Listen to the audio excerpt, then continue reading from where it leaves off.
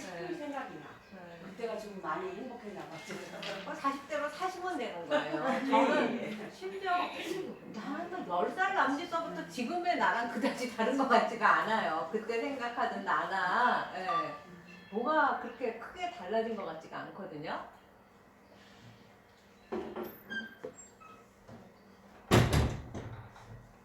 그러면 또 오늘 정말 그 이제 세조의 주옥 같은 그 문장들을 한번 읽어보실 텐데, 총무님이 오늘은 찍어주셔야 되겠네. 김영배 거사님이 안 오셔서. 네. 여기저기서 좀 돌아다니시면서 많이 찍어주세요. 네. 제가 요번 주 화요일 날 그 울산에 특강을 하러 갔다 왔어요. 울산 박물관대학의 특강인데, 거기는 한 거의 100명? 네. 근데도 그 울산, 제가 알고 있는, 저는 뭐 이 서울에 있는 중앙박물관, 박물관대학도 옛날에 다녔었기도 하고, 이 역사, 문화, 답사에 굉장히 관심이 많아서 나름 이제 어쨌든 전공은 아니지만 전문가 소리를 듣기도 하는데, 삼국유사 쪽에 울산이 어떻게 기록되어 있는가를 가지고 이제 특강을 했는데, 삼국유사에 울산 지역에 있는 사찰만 해도 절만 해도 10군데가 나와요. 원효가 살았던 절, 원효의 스승이 살았던 절, 뭐 자장 스님이 세운 태화사, 하여튼 영축산, 이제 지금 아까 상원사도 이제 그 오대산에 해 있잖아요. 뭐 그런 관련된 오대신앙, 문수신앙, 법화경신앙 이런 것들하고 다 관계가 돼 있어요. 영축산도 지금은 양산, 통도사 뒷산을 영축산이라고 하는데, 이 고려시대에는 울산에 있는 산이 영축산이었다는 거예요. 뭐 이런 이야기들을 하는데, 99명까지밖에 안 된 데에서 그 99명을 이제 선착순으로 받았는데 경쟁률이 엄청 높았대요. 그래서 저까지 99명이래야 된대요. 강의하는 사람까지. 그래서 뭐 이제 거기 관계되는 뭐 무슨 도슨트나 무슨 직원들 하면 100명은 훨씬 넘었죠. 그럼에도 불구하고 우리는 여전히 이 공부하고 싶은 욕구, 또 박물관에 가고 싶은 욕구, 절에 오고 싶은 욕구가 있어서 이렇게 세상이 돌아가나 보다라는 생각을 하게 됐습니다. 오늘은 어디 할 차례인가요?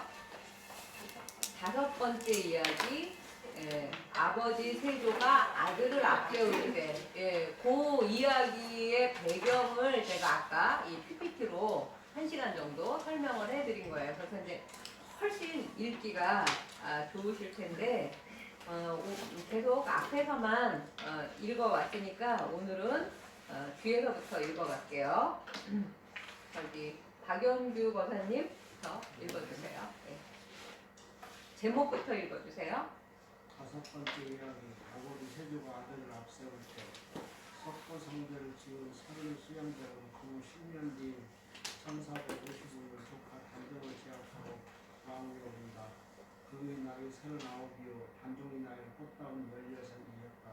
그런데 즉위한 지 2년 만에 마다를 거둔 20살의 나이로 여전한다.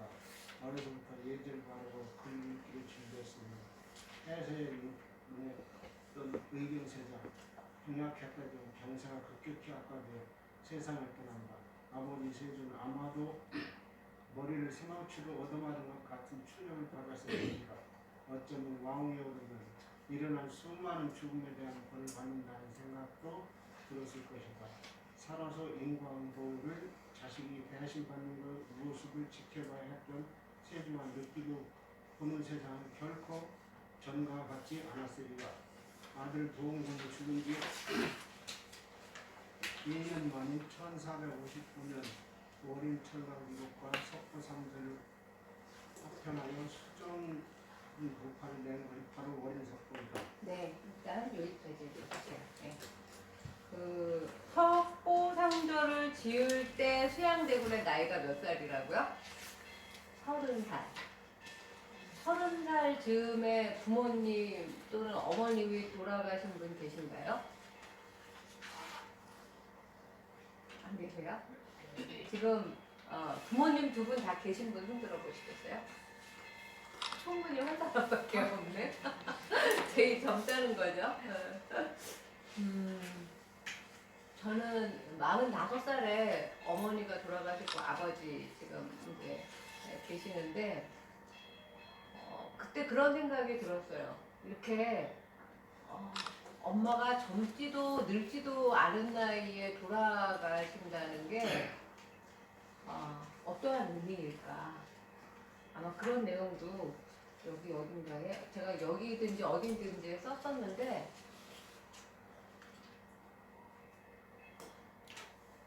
한 2년 동안 정말 굉장히 슬펐어요.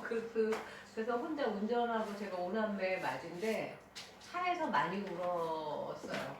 이제 맞이라는 것 때문에 뭐 그 장례식도 막 할 일이 너무 많더라고. 그래갖고 잘 놀지도 못했고 또 동생들 앞에서 우리 엄마는 이제 당뇨 합병증으로 한 20년 정도를 고생하시다 돌아가셨기 때문에 이제 또 그런 약한 모습을 보이는 것도 아닌 것 같고 뭐 해서 근데 2년 후에 제가 글쎄 우리 엄마랑 똑같은 병원에 환자복을 입고 제가 입원을 하게 된 거예요. 그래서 어떤 큰일을 겪고 2년을 조심하라고 해요. 보통 박사 논문 쓰고 나서도 2년을 엄청 조심해야지 된대요.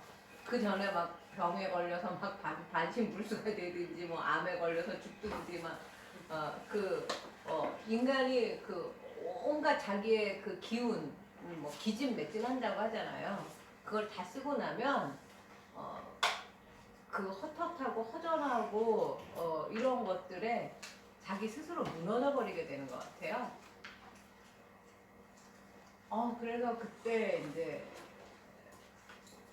굉장히 어려운 시간을 보냈던 기억이 나요. 그래서 여러분들도 한번 이 자기의 아니면 가까운 뭐 부모님이 아니더라도 사랑하는 사람이 나보다 먼저 떠났을 때 그걸 생각하고 한번 읽어보시면 좋을 것 같아요.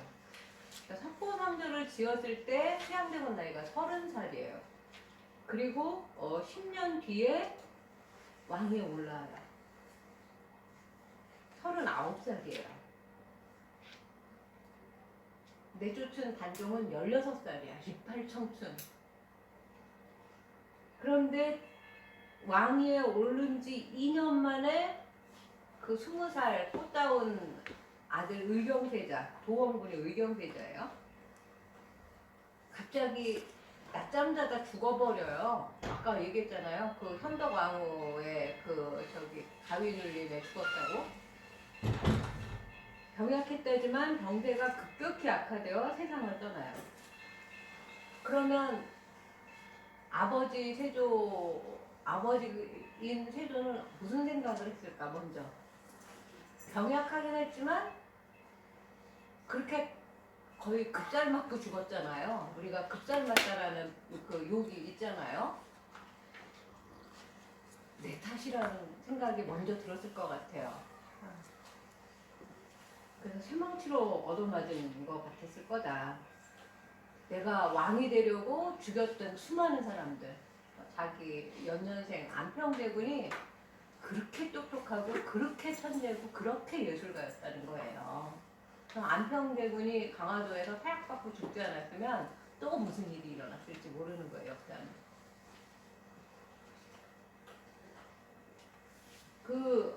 벌을 받는다는 생각이 들었을 거고, 내가 살아서 죽어서 지옥에 가는 게 아니라 살아서 지옥을 체험하는구나, 살아서 인과응보를 받는구나, 내가 한 나쁜 짓을 아들이 대신 그 목숨 값을 치르는구나, 뭐 이렇게 생각을 했을 거라고 저는 믿어요. 그랬을 때 왕이 되어서 2년 동안 희희낙낙했던 자신을 무섭게 되돌아보게 됐겠죠. 그 아들에 대한 죄책감이 얼마나 컸을까. 그때부터 준비해서 2년 만에 월인석보를 만들어요. 월인석보 그냥 월인청강지곡이라고 옛날에 1447년에 만들었던 책 석보상절 24권을 그냥 합쳐놓은 게 아니라 거의 황골탈태 새로 쓴 책이에요. 그걸 우리 까만 글씨 같이 읽어볼게요. 요즘에 집안의 액을 만나. 네, 70쪽이고 맨 아래 까만 글씨 요즘에요. 제가 먼저 읽으면 따라 읽어주세요. 요즘에 집안의 액을 만나 맏아들 도원군이 지뢰 죽고 없으니 부모의 뜻은 천성의 뿌리를 둔 것이라 슬픈 마음이 어찌 오래고 가까움에 달라지리요. 네, 제 설명을 듣고 이 글을 읽으니까 그 아버지의 슬픈 마음이 전해지지 않습니까? 그 옆에 71쪽에 보면 그 이제 끝에서 두 번째 줄 근간의 가액을 만나 맏아들이 없으니 보이세요? 네. 이게 줄어들어 없어지다 이런 뜻도 되고 지레 짐작하다 이런 말 남아있죠. 지레 죽다. 네. 그러니까 지레 죽다가 일찍 죽다는 거예요. 요절했다는 거예요. 그러니까 이런 데에서 지레 짐작하다, 지레 죽다 이런 말의 지레가 여기서 나온 말이구나 이런 걸 또 알 수 있게 되는 그런 가회의 또 이제 재미도 있죠. 부모의 뜻은 하늘의 성품에 뿌리를 둔 것이라서 아들이 죽었는데 그 슬픈 마음이 지금 어제가 세월호 7주년? 네. 7년이 지났다고 슬픈 게 덜해질까요? 아니죠. 슬픈 마음이 어찌 세월이 오래되지 않았다고 해서 달라질 것이 있겠느냐. 생각할수록 슬프다. 그 다음에 72쪽에 같이 읽으세요. 내가 생각하기를 삼도의 수고에서 벗어나게 하고자 하며 태어나고 죽는 도리를 구하고자 한다면 불교를 버리고 어디에 의지하겠는가? 그래서 그 아들을 잃은 그 슬픔, 아들의 극락왕생을 바라는 그런 마음으로 내가 생각해 보니 그 삼도의 윤회에서 계속 그 이제 빠져서 그 괴로움에 허덕일 텐데 거기에서 벗어나게 하려면 어떻게 할까? 그리고 태어나고 죽는 생사의 도리를 구하려면 불교밖에 없겠구나 라고 이제 이 결론에 이르는 겁니다. 자, 그러면 양보살님 안선영 보살님이 그 다음에 읽어주세요. 월인석보는 이처럼 세조가 생과 사의 극단을 경험한 연후에 탄생한다. 세조가 이 모든 슬픔과 괴로움에서 벗어나고자 얻은 결론은 10여 년 전 아버지 세종과 함께 열과 성을 다했던 일, 돌아가신 어머니를 추모하며 어지했던 불교였다. 아이러니하게도 살생을 일삼았던 그가 사생을 금하는 불교에서 치유를 받는 것도 의미심장하다. 행복한 지 100년도 안 된 불안한 심정과 조선의 기틀을 안정시키겠다는 대명분이 있었다지만 한바탕 피바람을 일으킨 주인공 세조에게 부메랑으로 돌아온 극한 괴로움의 인생이 있어 이것이 우리에게 암시하는 것은 무엇일까? 네, 저는 이 글을 읽으면서 이 월인석보라는 책은 대조가 그야말로 극도의 자기가 원하는 바 왕이 된 즐거움도 있었지만 그 왕이 되기 위해서 피바람을 일으키고 그 인과응보로서 그 20살 꽃 같은 나이에 자기의 왕위를 이을 왕자가 갑자기 죽어버리는 그 끔찍한 이제 괴로움도 맛본 생과사의 극단을 경험한 연후에 이 책이 만들어진다는 거예요. 그래서 사람은 뭔가 즐겁고 기쁘고 맨날 행복하기만 해서는 무슨 결과물이 없어요. 그쵸? 위기도 겪고 실패도 겪고 시행착오도 겪고 몇 분 후회와 반성도 해본 다음에 사람이 한 뼘 성장하게 되지 않습니까? 태조가 이 모든 슬픔과 괴로움에서 벗어나려고 얼마나 발버둥을 치고 몸부림을 쳤을까요? 그렇게 해서 얻은 결론이 자기가 수양대원 시절에 엄마가 돌아가셨을 때를 떠올렸을 거예요. 그리고 그 10년 전에 아버지 세종과 정말 열과 성을 다해서 어머니의 극락왕생을 위해 만들었던 석고상절과 원인청강지곡이 떠올랐을 거라고 저는 생각을 해요. 그때 어머니를 추모하면서 의지했던 불교. 아마 피바람을 일으키면서는 살생하지 말라가 불교의 가장 큰 그 이제 교리인데 애써 회피하고 살지 않았을까? 아이러니하게도 살생을 일삼고 왕이 된 세조가 결국 의지하게 된 것은 살생을 금하는 불교였다는 것. 그러니까 이만큼 살아보니까 적도 없고 동지도 없다는 거 많이 느끼시죠? 그리고 세조가 왕이 되려고 한 여러 가지 이유가 있겠지만 개인의 영달이나 자기가 단종보다 왕노릇을 훨씬 잘할 기량도 있고 경험도 풍부하고 그런 사람이면 틀림없어요. 그러나 원칙은 장자. 세종, 문종, 단종으로 이어지기로 조선 건국하면서 약속한 거였잖아요. 근데 이때가 언제? 1392년에 조선이 세워졌어요. 거의 1400년 근처에 세워졌단 말이죠. 이 사람이 1455년인가에 왕이 되죠. 그러면 한 60년, 사람으로 치면 환갑 정도밖에 안 된 정말 신생국가 조선인 거예요. 그런데 벌써 막 이제 문종이 병으로 뭐 2년 만에 죽어, 단종이 그 나이가 어려, 그래서 신하들이 대도를 부리고 뭐 이러니까 이 조선이 망할지도 모른다라는 그런 위기의식도 분명히 있었을 거라고 생각이 들어요.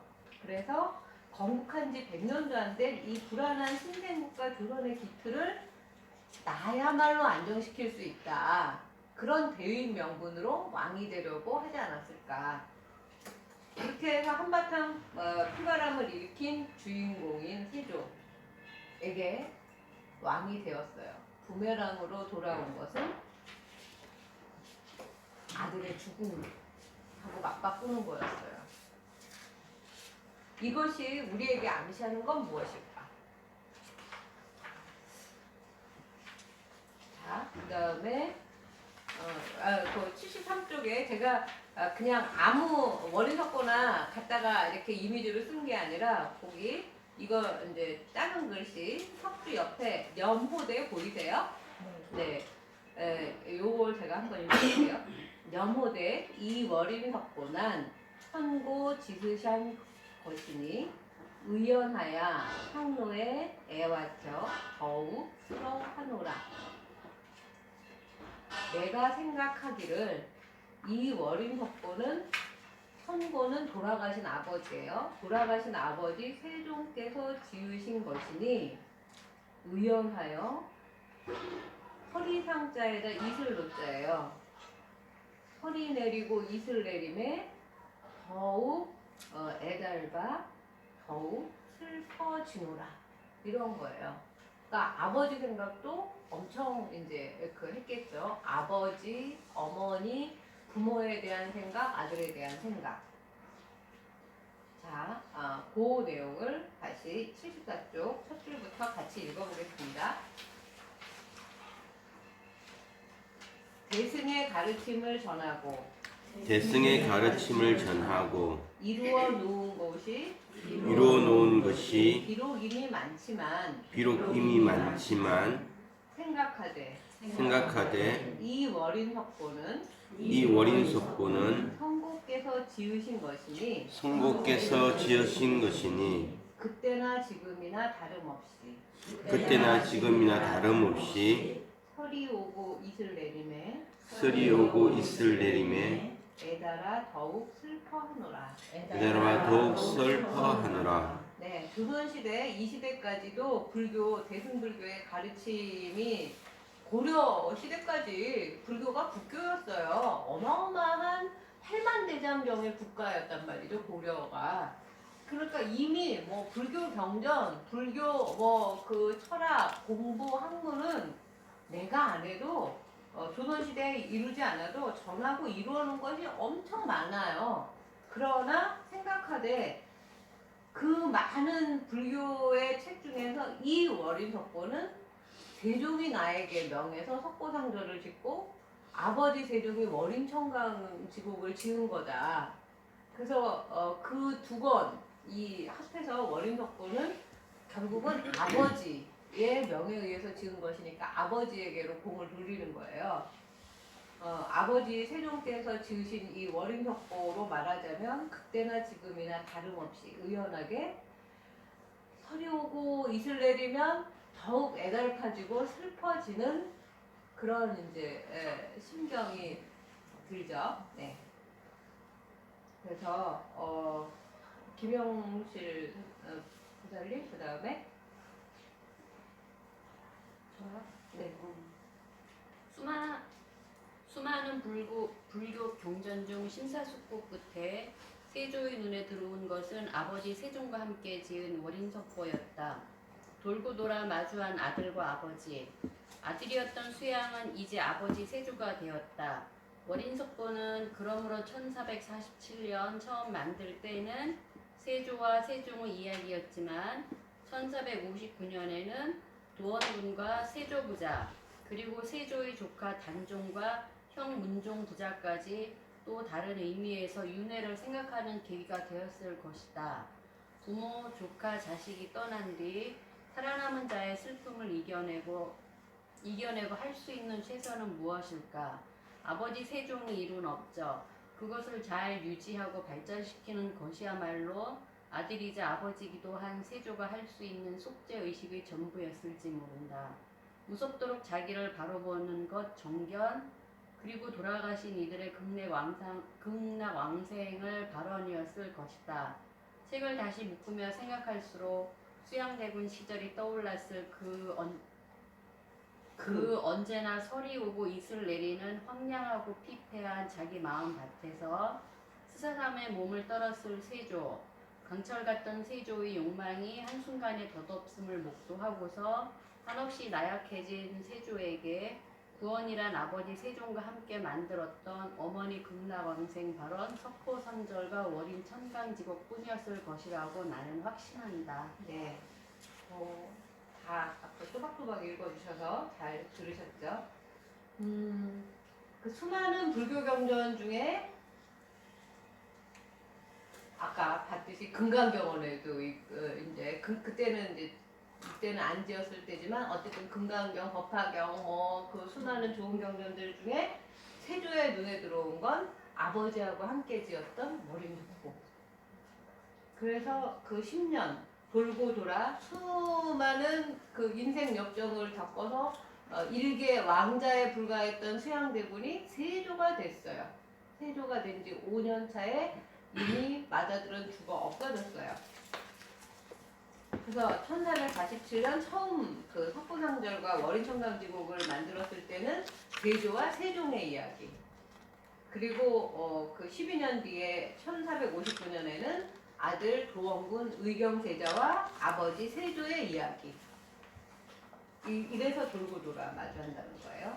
그리고 세조와 조카 단종의 또 그 상급 관계를 빼놓을 수가 없죠. 그리고 또 일찍 엄마는 태어난 지 하루 만에 죽어, 아버지는 그 왕노릇하기에 어린 10대에 죽어, 뭐 이래서 그러니까 문종과 단종, 이 부자 세종과 세조, 그러니까 세조와 의경세자, 그 문종과 단종. 여기에서 이생의 또 다른 윤회의 의미를 새겨볼 수가 있지 않을까. 부모의 관계, 조카의 관계, 자식의 관계, 세조를 중심으로 놨을 때 다 떠났어요. 어쨌든 그러고 살아남은 자의 슬픔을, 그럼에도 불구하고 나는 지금 왕이거든. 그 슬픔에만 빠져 있을 수는 없어요. 이겨내고 할 수 있는 최선이 뭘까? 아버지 세종이 이룬 업적, 그것을 잘 유지하고 발전하는 거, 이게 가장 큰 그 목표였겠죠. 눈앞에. 세종의 아들이자 의경세조의 세자의 아버지기도 한 세조가 할 수 있는 속죄 의식, 정사를 잘 돌보는 것. 13년 동안 왕노릇하면서 진짜 많은 일을 했어요. 그 세종은 30몇 년 동안 했었잖아요. 근데 세종의 3분의 1밖에 못하고 죽은 거예요, 세조가. 그럼에도 불구하고 굉장히 많은 일을 했죠. 보통 탈정도의 첫 번째가 뭐죠? 정견. 네. 바르게 보는 것, 바르게 관찰하는 것이에요. 그때 탈정도에 자기를 바로 보는 것, 정견을 떠올렸을 거라고 생각해요, 세조는. 내가 뭘 그릇되게 바라봐서 이런 참척을 겪는가. 무섭도록 자기를 바라보는 것, 정견. 그리고 돌아가신 이들의 극락왕생을 발언하는 일이었을 것이다. 거기에 나는 단종의 극락왕생도 들어있을 거라고 생각해요. 책을 다시 묶으며 생각할수록 수양대군 시절이 떠올랐을 그 세조. 언제나 설이 오고 이슬 내리는 황량하고 피폐한 자기 마음밭에서 스산함에 몸을 떨었을 세조. 강철 같던 세속의 욕망이 한순간에 덧없음을 목도하고서 한없이 나약해진 세조에게 구원이란 아버지 세종과 함께 만들었던 월인청강지곡과 석고상절 뿐이었을 것이다. 그다음에 읽을게요. 제가 우러러 효도를 생각하건대 모름지기 일을 마저 이루는 것은 먼저 해야 할 것이니, 시간이 많이 가서 제가 읽을게요. 임금의 정사가 비록 많으나 어찌 겨를이 없으리요. 잠자지 아니하며 음식을 잊어 날이 다하도록 잠을 채워 위로는 돌아가신 부모 헌가를 위하고 아래로는 죽은 아이 의경세자를 함께 위하여 빨리 지혜의 구름을 타서 모든 속세의 티끌에서 멀리 벗어나 바로 자성을 꿰뚫어 알고 깨달음의 지위를 문득 증득하시게 하리라 결심하였다. 그래서 월인석고를 만들었다. 이 얘기예요. 내가 할 수 있는 효도란 무엇일까? 임금의 일이 굉장히 많죠. 그러나 잠을 자지 않았대요. 음식도 먹을 시간을 아꼈대요. 날밤을 세웠대요. 그렇게 해서 아버지 세종, 어머니 수원왕후, 아들 의경세자, 조카 단종, 동생 안평대군을 위하여 빨리 지혜의 구름을 타서 이 속세의 번뇌 티끌에서 멀리 벗어나 자성을 꿰뚫어 앓고 깨닫게 해서 해탈을 이루도록 기도하는 발언문 어린석고를 만드는 일 뿐이었노라. 이런 내용이에요. 3호곡으로 시작된 속보상절이 사부곡으로 합편된 월인석보이다. 그 세조는 오래전부터 이 월인석보를 한 책으로 합편하려고 계획하고 있었던 것 같아요. 찬탈한 임금 자리에 올라 누구보다 왕노릇을 잘했어도 역사상 길이 욕먹을 것을 알았을 거예요. 그래서 정말 많은 일을 했어요. 중앙 집권 체제를 강화했고 국방, 경제, 학문 등에 두루 성과가 탁월했어요. 특히 훈민정음을 보급하는 혁혁한 역할을 한 강경도감을 설치한 것도 세조 임금이죠. 그리고 정사가 바쁜 와중에 밤을 새우고 먹는 일도 거르며 한 일이 바로 부모를 기리고 아들과 조카와 동생의 극락왕생과 깨달음을 얻게 하는 월인석보 편찬이었다. 어떻게 만들었느냐? 77쪽의 까만 글씨 옛 글을 강론하여 가다듬어 지극함에 다다르게 하며 새로 만든 글에 고쳐 다시 더해서 12부 수다라는 경전의 수트라를 쓴 거예요. 인도 말이에요. 12부 경전에 참조하되 남는 힘이 하나도 없도록 최선을 다하며 한두 구절을 더하고 덜어버리고 썼으며 자세히 할 건 자세히 할 상, 생략할 건 절약할 절, 상절의 원칙이죠. 마음에 들 때까지 또 고치고 기약을 해서 의심스러운 곳이 있으면 반드시 널리 물어 여기에 월인석보 자문단이 나오죠. 그 월인석보 자문단에 의지하여 이 불교의 교리가 너무 하여튼 끝없이 깊고 끝없이 넓지 않습니까? 그 멀어서 끝이 없는 뿌리를 구하여 다듬고 일승의 미묘한 뜻을 펴서 끝까지 하며 공부하며 도리의 구멍을 가다듬어 만법의 깊은 근원을 꿰뚫게 하고자 바라면서 월인석보를 만들었다. 이런 뜻이에요. 그저 두 책을 그냥 합한 줄 알면 큰 착각. 다시 읽고 또 읽고 가다듬어서 최선을 지향한다. 세조의 완벽주의를 보는 대목이죠. 그렇게 만든 새 글을 다시 고치고 수정 보완한다. 12부 불교 경전 수다라를 샅샅이 참조해서 한치의 틀림도 없이 한치의 오차도 없이 확신이 들 때까지 수정하고 또 수정하며 의심나면 백방에 물어서 해결한다. 불교의 근본과 진리의 궁극을 마침내 꿰뚫고자 인간이 할 수 있는 노력을 다하였다. 이것이 최선의 노력이라는 말이죠. 그는 이러한 마음으로 책을 쓰는구나. 저 이걸 번역하면서 이런 이제 생각을 하게 된 거예요. 이렇게 조선시대의 왕은 월인석보를 연구해서 썼구나. 학자라고 이름 지워진 나는, 글 쓰는 일을 업으로 삼는 나는 도대체 나는 어떻게 그동안 공부를 해온 거지? 엄청 부끄러웠어요. 이 글을 읽으면서.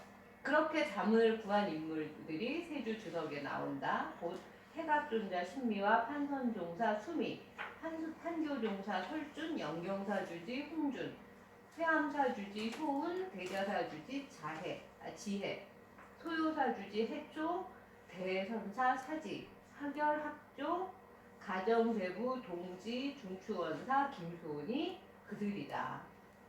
앞으로 이들에 대한 연구가 주목된다. 이 11명의 집단지성의 이력이 밝혀지면 월인석보 연구가 진일보할 것이다. 이 글을 읽는 눈 밝은 이들을 기다린다. 이 스님들에 대한 연구가 거의 안 돼 있어요. 누군지도 모르는 인물들도 많아요. 그러니까 여러분들이 지금 배우기 좋은 나이고 공부하기 딱 좋은 나이죠. 지금도 늦지 않았어요. 지금 아무도 한 사람이 없기 때문에 하기만 하면은 대가야. 하기만 하면 전문가야. 하기만 하면 일인자예요. 해보세요.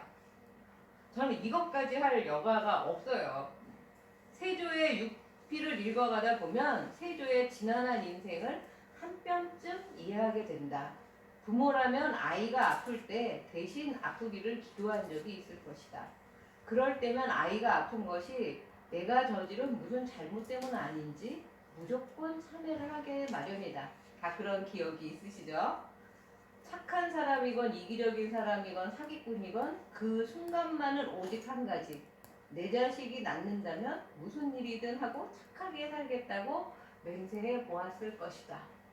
저는 우리 엄마가 이번에 돌아가시지 않고 다시 퇴원을 하게 된다면 이제 그러면서 온갖 이제 신을 다 부르면서 기도한 적이 있고, 우리 엄마가 이제 돌아가실 때까지 그 일기를 쓰셨는데, 어느 날은 이제 무슨 혈관을 찾는 이제 수술을 해야 되는 거예요. 이 혈관을 박아서 계속 그 혈액 투석을 해야 되니까. 근데 이게 찾기가 너무 어려워서 못 찾으면 이제 굉장히 위험한 순간인데, 기적적으로 잘 찾아갖고 그게 이제 잘 된 거예요. 그러고 나서 쓴 일기를 봤더니 부처님, 하나님, 뭐 맹자님, 공자님, 뭐 감사합니다 막 이러면서 거기에다 그렇게 써놓고 왜 감사하냐?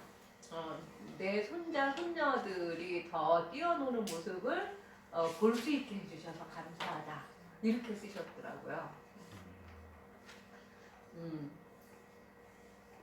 세조도 아픈 세자를 위하여, 왕자를 위하여 승려 21명에게 경매로에서 공작제를 지내게 하고 신하들과 함께 기도하였다고 한다. 그런데 오히려 세자는 병이 급격히 악화되어 세상을 떠났다.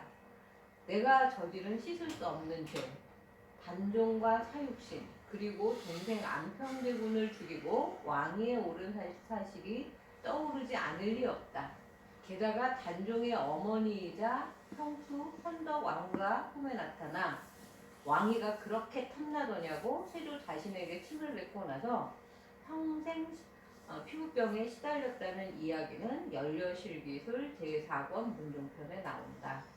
이것이 야사든 아니든 고증이 되든 안 되든 백성들의 그 부전의 그 힘으로 지금까지 전해져 온다는 사실은 세조가 그렇게 비난받아야 마땅하다고 믿고 싶은 선량한 사람들의 진심이었을 것이다.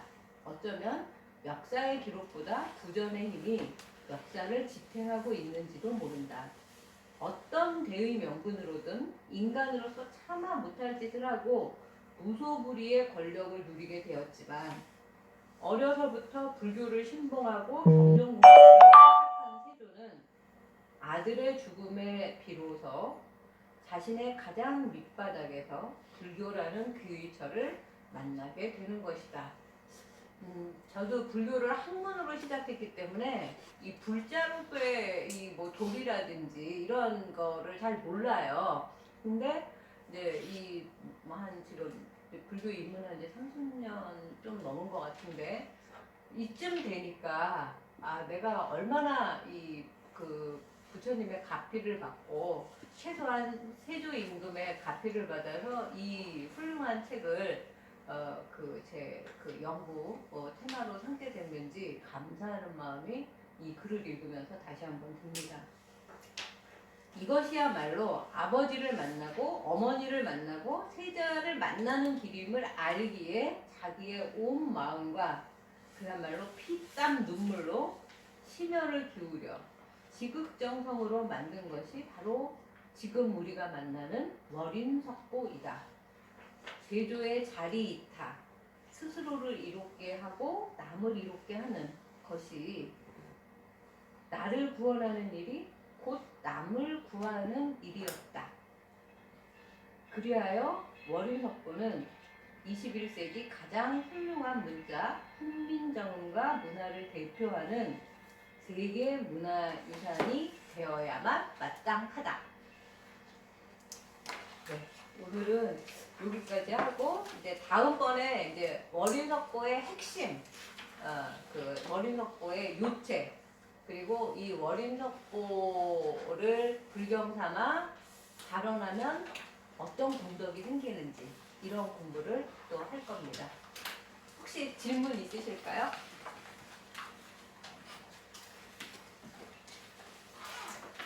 어떠세요? 세조의 그 마음자리가 조금 읽혀지시나요? 예.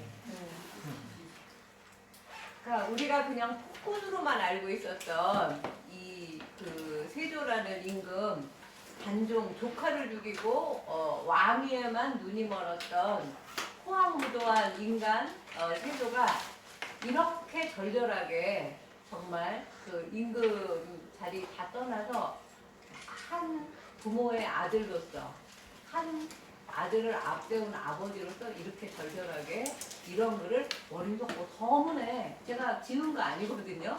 썼다는 것이 정말 대단하지 않습니까? 그래서 세조가 지금 다시 재평가 받아야 된다고 저는 생각을 하고 여러분들이 우선 이 세조의 마음자리를 읽어주셨으면 세조 임금도 굉장히 기쁘셨을 것 같아요. 오늘 이것으로 마치겠습니다. 감사합니다.